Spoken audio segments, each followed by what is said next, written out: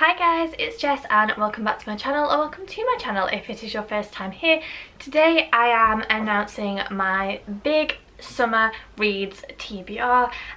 It's not a readathon or anything. I've just decided that I want to reread and read some really big books this summer. So what I'm going to do is combine my TBR for July and combine my TBR for August and just announce all the books that I want to read this summer. Now I don't get a summer break like you do when you're at university or school or anything, but I am having more time off over the summer than I would otherwise have. I won't be working on Mondays because of childcare, and we've also got a 10-day holiday booked in the middle of August, so I should have some good reading opportunities if I can make the most of it. Also, the weather here in the UK at the minute is just absolutely stunning, and I'm spending a lot of time, especially after work, just chilling in the garden with a glass of wine and a book. All very good for reading. So fingers crossed that this TBR that feels really big is actually going to be quite achievable. But anyway, you came for the books, let's talk about some books.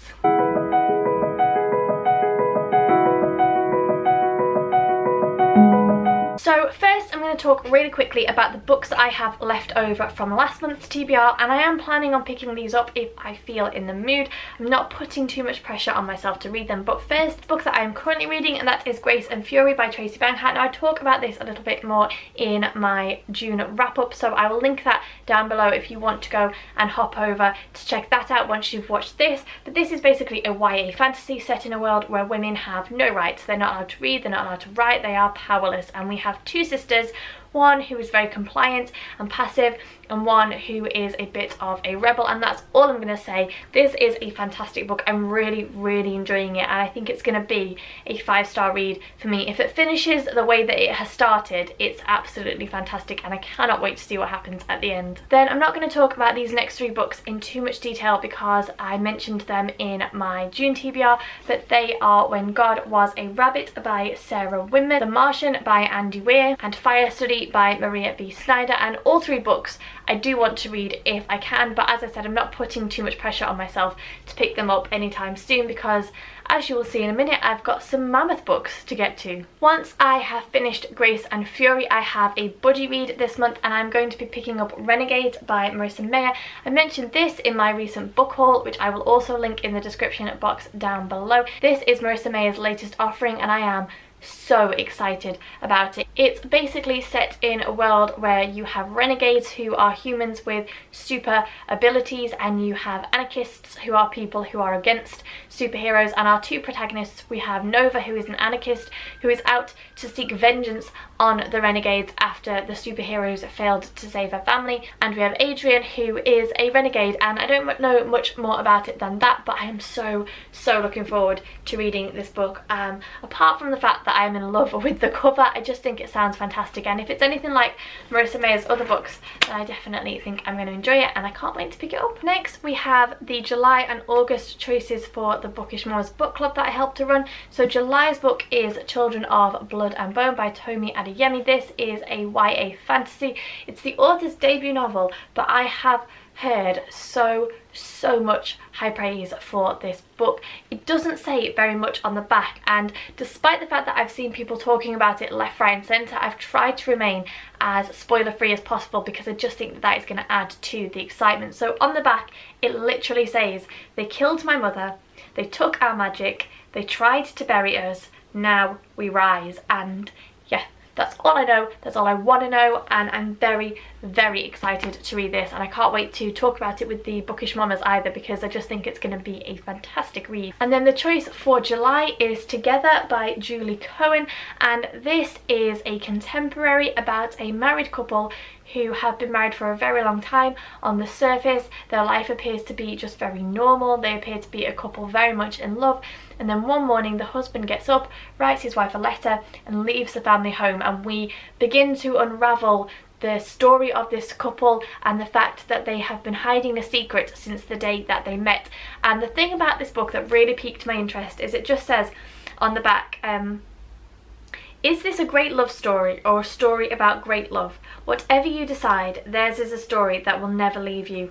And yeah, I just think it sounds really, really interesting, and it's not that long, so I feel like it will be quite an easy read and just one that I'm very much looking forward to. Okay, just a couple more before I start talking about the big books that I want to read this summer. I've picked up these two because they're quite short. I feel like they're going to be good to insert in the middle of any big books that I read, and I'm hoping that I will fly through them. So the first one is Everything I Never Told You by Celeste Ng. This is about a Chinese American family in the 1970s living in America. It has a lot of praise, it has a lot of hype. I've seen countless people talk about how fantastic Celeste Ng's writing is, and yeah, I don't know too much about it actually, despite the fact again that I've seen lots of people talk about it. I believe that it's about secrets, I believe that it's quite moving and heartwarming, and yeah, I'm just very, very excited to read it. Then next up we have a book which has been on my TBR shelf for quite a while, but I just felt inclined to pick it up, and that is One of Us is Lying by Karen M. McManus. And this is a criminal take on The Breakfast Club, I think, because it just says on the front, a geek, a jock, a criminal, a princess, a murder. Who would you believe? 5 students walk into detention, only 4 walk out alive. So I don't know what it's going to be like. I'm hoping that it's going to be fast paced. I hope it's going to be interesting. I hope there's going to be a few surprises along the way. Yeah, but I really, really enjoyed The Breakfast Club. I think it's a really interesting premise, and I think this will hopefully be an interesting take on that. And I haven't seen too many people talk about this book actually. So yeah, we'll see what I think. Okay, big book time. I have got 4 books here that are each absolutely mammoth reads, and whether I'm going to get to them or not, I don't know. I'm going to give it my best shot. So at the start of the year, I talked about a couple of books that I wanted to reread, and one of those was a series of huge books, and that is the Game of Thrones series, or A Song of Ice and Fire as it is actually known. So I have picked the first 2 from those, and that is Game of Thrones, which is book 1, and A Clash of Kings, which is book 2, and each of these books is well over 700 pages long. But I have read these, I've talked about these books loads on my channel. I've talked about the fact that I have reread them quite a few times, but I haven't read the most recent book to be released, which is part 2 of A Dance with Dragons. And what I really want is to go back to the beginning and reread all the books, and then hopefully by the time I get to the end, the final book will have been released. But yeah, they're just absolutely mammoth books, and they're so intricate and there is so much detail that they're not the kind of book that you fly through, but they are the kind of book that sucks you in, and I just find very, very absorbing, and I've never had any difficulty in racing through them. So I'm hoping that this reread will be the same.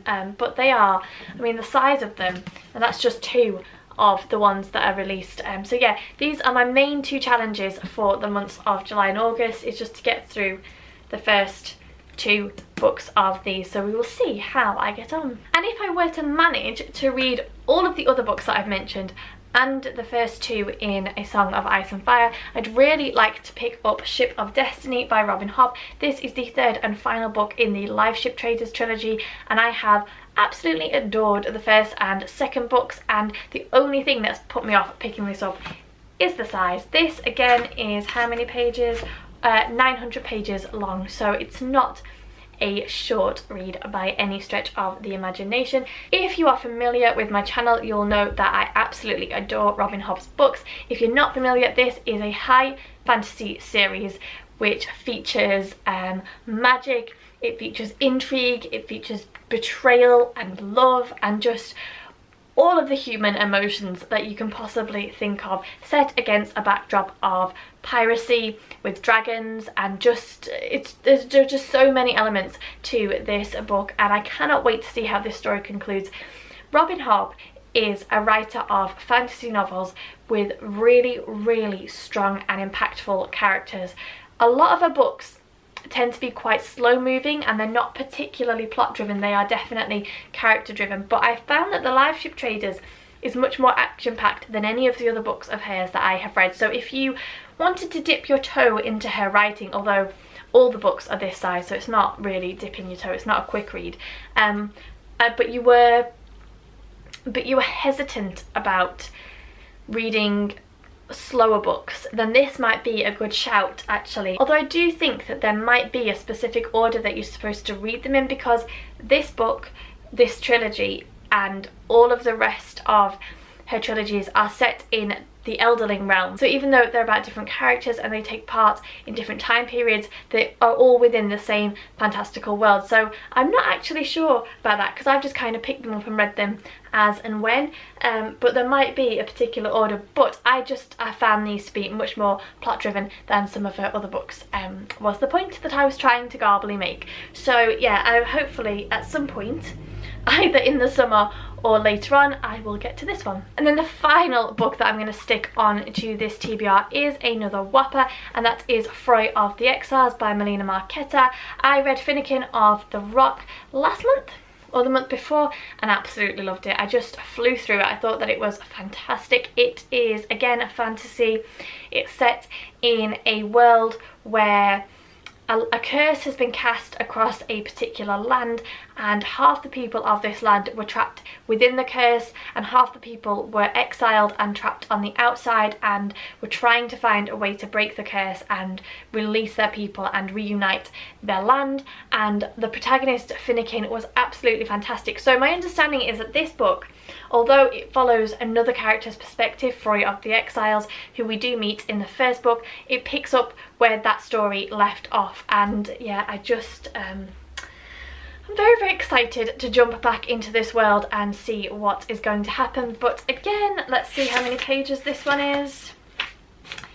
700. So this one is 700 pages as well. So another massive, massive undertaking. And if that wasn't enough, I'm also currently listening to 2 audiobooks. A Wrinkle in Time, which is a fantastic audiobook. I'm really, really enjoying listening to it. The narrator is just brilliant. I love the way that she uses the different expressions in her voice. I'm just finding it really, really fascinating. And we are also listening to The Philosopher's Stone with the kids in the car. We've not listened to the Harry Potter books on audio before, and that is a good experience as well. They're narrated by Stephen Fry, who is a British comedian and actor, and yeah, he's just very, very good. He was a very good choice for the narration of those books. So hopefully I will finish those 2 audiobooks as well. But who knows what is going to happen. Everything could get turned completely on its head in the next few months. But those are my big summer reading plans.